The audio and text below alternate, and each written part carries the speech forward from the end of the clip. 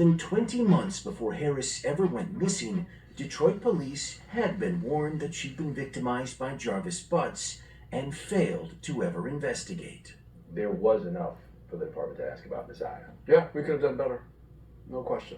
Last month, we showed you that Jarvis Butts had been the subject of multiple complaints to Children's Protective Services, including at least one that named Neziah Harris as a victim.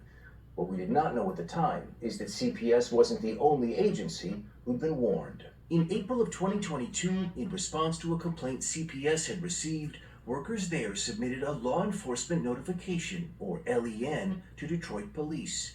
It's an alert to possible criminal behavior that may warrant a police investigation. In this case, the complaint told DPD that there was an incident at a birthday party where a child accused Butts of sexual abuse. Neziah, and name withheld, reported that Jarvis touched them inappropriately as well. It read, "Jarvis is a sex offender and a felon." Neziah's great aunt, Jernell, says she filed that complaint with CPS that ultimately made its way to DPD. They're the police, they're supposed to investigate. I mean, it had all the everything is there. But the department never did investigate, at least with respect to Neziah.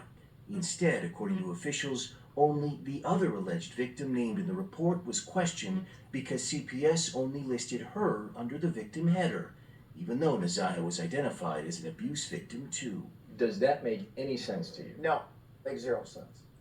Either they didn't read it or they didn't comprehend it.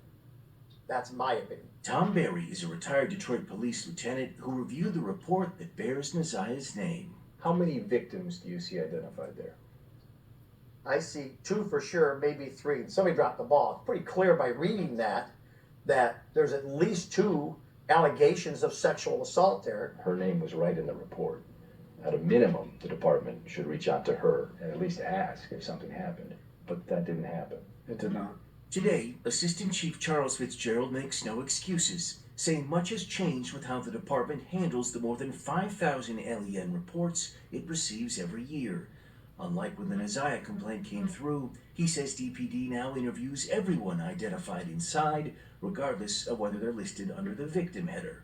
Complaints are triaged and are assigned quickly, and missing information, like in this case, Neziah's last name, is ferreted out by investigators. That's a horrible excuse. We still should have done what we should have done. The fact that they acknowledge it shouldn't have worked this way, and it took for something so tragic to happen to her, you damn right it shouldn't have worked that way.